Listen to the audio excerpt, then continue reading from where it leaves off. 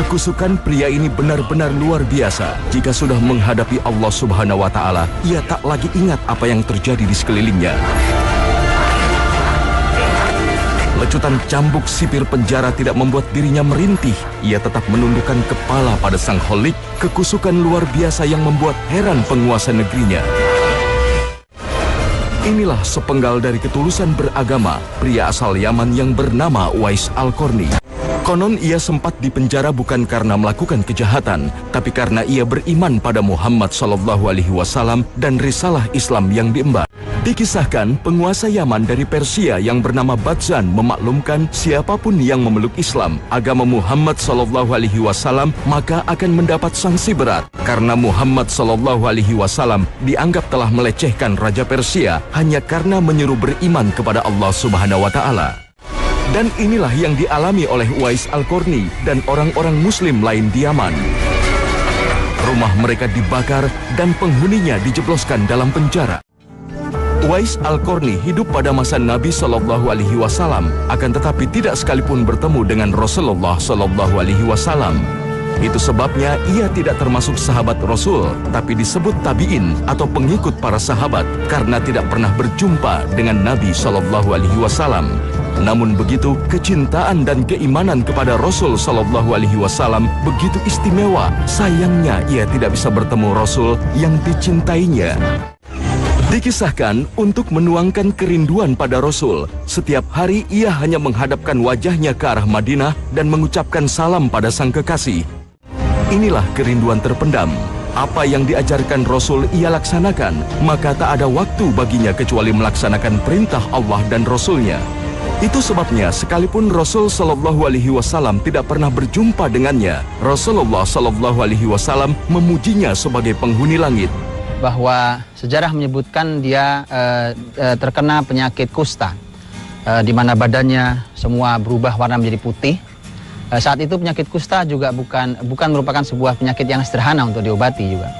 Maka ketika dia dalam keadaan seperti itu, Uwais berdoa pada Allah Subhanahu wa Ta'ala untuk disembuhkan. Tapi ada permintaannya yang aneh.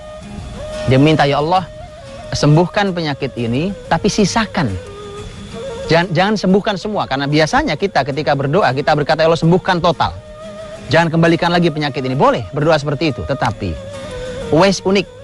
Mengapa dia meminta disembuhkan dari penyakitnya, tetapi dia minta disisakan di tubuhnya? Apa kalimat dia? Ya Allah, agar setiap aku melihatnya, aku selalu mengingat nikmat yang Kau berikan dan aku menjadi orang yang pandai bersyukur. Lalu mengapa Uwais yang selalu merindukan berjumpa dengan Nabi tidak berangkat ke Madinah untuk menemuinya? Karena ibu yang amat dicintainya sudah tua dan buta, ia tidak tega meninggalkan ibunda sendiri di rumah.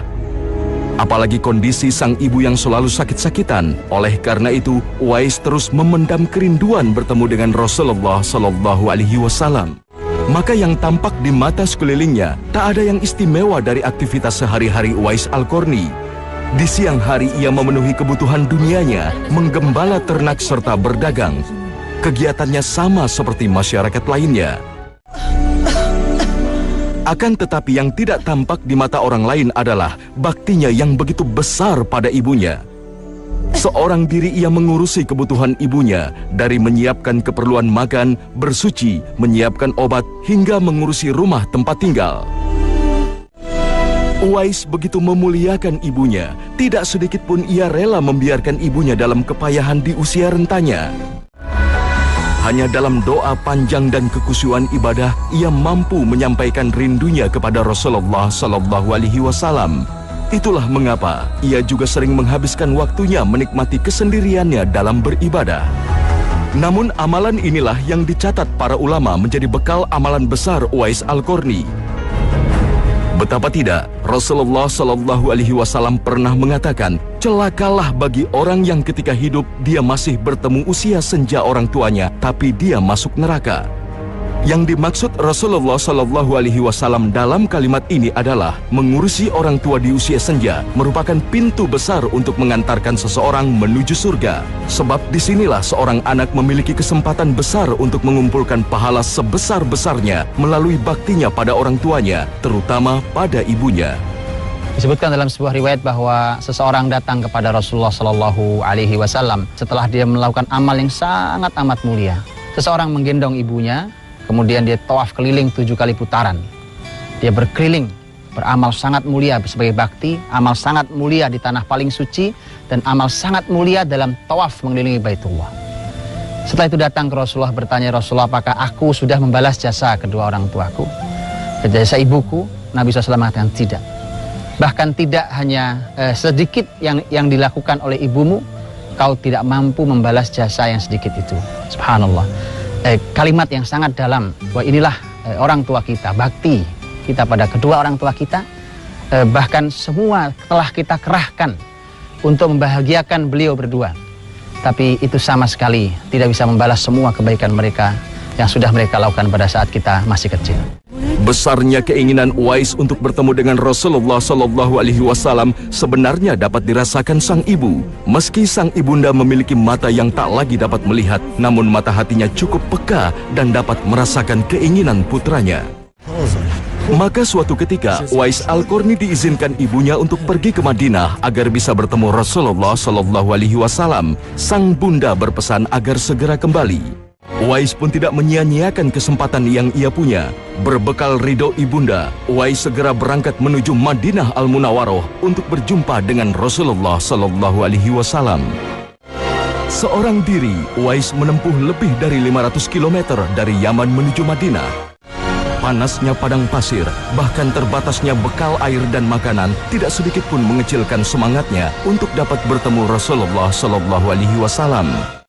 Bahkan keledai yang menyertai perjalanannya pun tidak mampu menemaninya hingga sampai ke tujuan.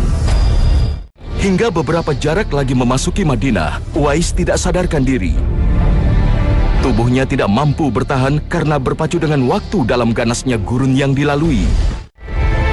Tanpa ia sadari, seorang penduduk Madinah yang melintas membawanya masuk hingga Masjid Nabawi. Uwais tidak dapat membendung gemuruh hatinya. Kini ia telah tiba di muka pintu Masjid Rasulullah Shallallahu Alaihi Wasallam. Sebentar lagi ia akan menemui Rasulullah, sang kekasih hatinya. Namun seseorang memberitahu bahwa Rasulullah Shallallahu Alaihi Wasallam tengah berada di luar kota Madinah melakukan ekspedisi pengintaian musuh. Sambil menunggu Rasulullah Shallallahu Alaihi Wasallam, lamat-lamat ia perhatikan setiap detail bangunan Masjid Nabawi.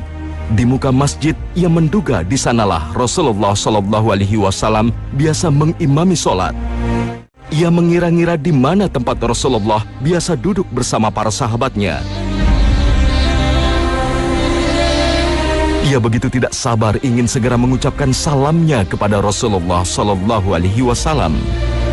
Hingga sore hari, Uwais mulai gelisah. Keinginan berjumpa dengan Rasulullah Shallallahu Alaihi Wasallam semakin besar. Namun pesan ibundanya agar ia segera kembali terus membayanginya. Haruskah ia tetap menunggu kedatangan Rasulullah Shallallahu Alaihi Wasallam sementara sang ibu menunggu seorang diri di negerinya jauh dari kota Madinah? Karena baktinya pada sang ibu, Uwais Al-Qarni kemudian melangkahkan kakinya meninggalkan kota Madinah menuju kampung halamannya di Yaman. Kekhawatiran dan kecintaan terhadap ibunya mengalahkan keinginan besarnya berjumpa dengan Rasulullah Shallallahu Alaihi Wasallam. Tiba di Yaman, Uwais kembali pada rutinitasnya, merawat ibunya dan bekerja mencari nafkah dengan menggembalakan domba-domba orang pada waktu siang hari.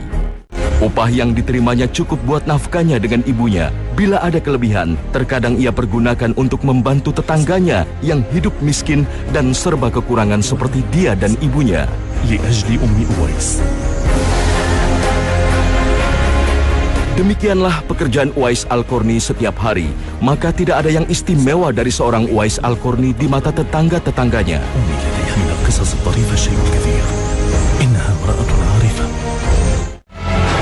Namun sebuah peristiwa membuat Uwais menjadi terkenal di masyarakatnya. Seorang tokoh sukunya yang baru tiba dari Madinah langsung menggelar pesta. Ia menyebut-nyebut nama Uwais Al-Qarni, nama yang memberi keberkahan bagi keseluruhan penduduk Yaman. اسمعوني. ما قلت. Saat berada di Madinah, tokoh suku ini mendengar pujian yang luar biasa terhadap seorang warga Yaman bernama Uwais Al-Qarni. عندما دخلنا مدينة رسول الله لم يكن النبي حاضرا لكن ومع انحسار شمس الزوال عن موضعها أشرقت شمس رسول الله وهو عائد إلى يثرب. Lalu Rasulullah Shallallahu Alaihi Wasallam mengatakan bahwa telah datang seorang penuh berkah dari Yaman. قال رسول الله إن نور أويس القرني خلفه لنا بعد ذهابه. ثم وجه وجهه ناحية بلاد اليمن وقال: بلى هذا أخي أنا أويس القرني. Rasulullah Shallallahu Alaihi Wasallam kemudian mendoakan keberkahan negeri Yaman. Sang pembesar pun mencari-cari nama Uwais yang tidak dikenal penduduk Yaman. سنمضي الليالي وسنظل نبحث عنه حتى نعثر عليه. إنه لشرف لنا نحن اليمنيين أن نعظم مقامه وأن نبالغ في احترامه. Saat menemukan rumahnya, sang pembesar itu pun memberikan segala hidangan demi Uwais yang telah mendatangkan keberkahan negeri Yaman. Inilah keberkahan bakti pada ibu, dan Uwais menjadi contoh bagi kebaktian yang mulia ini. السلام بل 100 سلام على أويس القرني. وعليكم السلام. تقدموا، فهذا الاحتفال احتفالكم أنتم. Uwais tidak menginginkannya ia menjadi terkenal, sebab ketenarannya akan mengganggu kelurusan hati dalam beribadah kepada Allah Subhanahu wa Ta'ala. Ketika orang mulai bertanya tentang Uwais Al-Qarni, maka Uwais kemudian malah menghilang. Dia adalah tipe orang yang tidak suka dengan semua gebiar ketenaran itu. Tetapi dia adalah orang yang sangat nyaman dengan kesolehan pribadinya. Kemudian dia bermanfaat bagi orang tuanya, bermanfaat bagi orang sekelilingnya, tapi dia tidak menikmati dengan semua ketenaran, keterkenalan itu. Buat seorang Uwais cukuplah bahwa dia dikenal di langit, jauh lebih mulia dibandingkan dia dikenal sebagai orang baik. Semua orang memuji di muka bumi ini, tapi ternyata dia adalah orang yang sengsara, orang yang tidak dikenali Allah sebagai hambanya yang baik. Maka buat siapapun, ketenaran, keterkenalan bukan segala-galanya, sama sekali bukan segala-galanya. Setelah wafatnya Rasulullah Shallallahu Alaihi Wasallam, pada masa Khalifah Umar bin Khattab, nama Uwais Al-Qarni sering membayangi sang Khalifah. Itu sebabnya Khalifah Umar bin Khattab selalu menanyakan keberadaan Uwais kepada para kafilah dagang maupun rombongan haji dari Yaman, sehingga membuat heran para penduduk Yaman karena nama Uwais tidak banyak dikenal di negerinya. Hingga akhirnya Umar bin Khattab berhasil bertemu dengan Uwais Al-Qarni. Umar bin Khattab, sahabat mulia, Khalifah Muslimin, meminta doa kepada Uwais Al-Qarni agar mendapat ampunan Allah Subhanahu wa Ta'ala. Semua itu berkat sabda Rasulullah Shallallahu Alaihi Wasallam pada para sahabatnya tentang Uwais Al-Qarni. Wahai Abu Hurairah, sesungguhnya Allah mencintai dari makhluk-makhluknya yang bersih hatinya, tersembunyi yang baik-baik, rambutnya acak-acakan, wajahnya berdebu, yang kosong perutnya kecuali dari hasil pekerjaan yang halal. Orang-orang yang apabila meminta izin kepada para penguasa, maka tidak diizinkan. Jika melamar wanita-wanita yang menawan, maka mereka tidak mau menikah. Jika tidak ada, mereka tidak dicari. Ketika hadir, mereka tidak diundang. Jika muncul, kemunculannya tidak disikapi dengan kegembiraan. Apabila sakit, mereka tidak dijenguk. Dan jika mati, tidak dihadiri prosesi pemakamannya. Para sahabat bertanya, bagaimana kita dapat menjadi bagian dari mereka? Rasul menjawab, orang itu adalah Uwais Al-Qarni. Para sahabat bertanya, apa ciri-ciri orang yang bernama Uwais Al-Qarni? Setelah menjelaskan bentuk fisik dan kekusukannya, Rasul mengatakan bahwa sosok Al-Qarni tidak dikenal penghuni bumi, tapi terkenal di kalangan penghuni langit. Apabila bersumpah atas nama Allah, maka ia pasti memenuhi sumpahnya. Sungguh, di bawah bahu kirinya ada cahaya berwarna putih. Nanti pada hari kiamat diperintahkan kepada para hamba, masuklah kalian ke dalam surga, dan dikatakan kepada Uwais, berhentilah, berilah syafaat. Lalu Allah memberikan hak syafaat kepadanya untuk menolong sebanyak jumlah orang dari suku Rabi'ah dan Mudhar, dua kabilah besar bangsa Arab. Maka Rasul mengatakan, wahai Umar, wahai Ali, apabila kalian berdua bertemu dengannya, maka mintalah kepadanya agar kiranya ia memintakan ampunan untuk kalian. Maka Allah akan mengampuni kalian berdua. Subhanallah. Uwais Al-Qarni disebutkan bahwa dia akan memberikan syafaat pertolongan di hari akhir nanti kepada banyak orang. Ini artinya keberkahan dia sampai ke akhirat nanti. Inilah kenapa disebut bahwa dia sangat dikenal di langit. Kebaikannya, baktinya pada ibunya itu membawa dia sampai punya hak untuk bisa memberikan pertolongan kepada orang-orang nanti di hari kiamat nanti. Maka untuk mendapatkan kebaikan, untuk mendapatkan keberkahan hidup, tidak usah jauh-jauh. Tidak usah mencari keluar sana. Ada orang tua yang ada di rumah kita sekarang, maka itu adalah kesempatan pintu surga terbuka selebar-lebarnya untuk kita mendapatkan keberkahan hidup di dunia sampai nanti di akhirat. Uwais Al-Qarni, dari seorang biasa yang tidak dikenal siapa-siapa, kemudian menjadi terkenal di dalam sejarah karena namanya telah menjadi perbincangan di langit. Baktinya pada ibunya membuat bait-bait doanya begitu dikenal Allah Subhanahu wa Ta'ala. Uwais Al-Qarni menjadi pelajaran mahal bagi kita, bahwa untuk mendapat keberkahan dalam hidup di dunia tidak perlu jauh-jauh mencarinya, bahkan ada di dalam rumah kita. Cukup berbakti kepada kedua orang tua, maka pintu surga akan terbuka lebar-lebar bagi kita. Rahimahullah, Uwais Al-Qarni.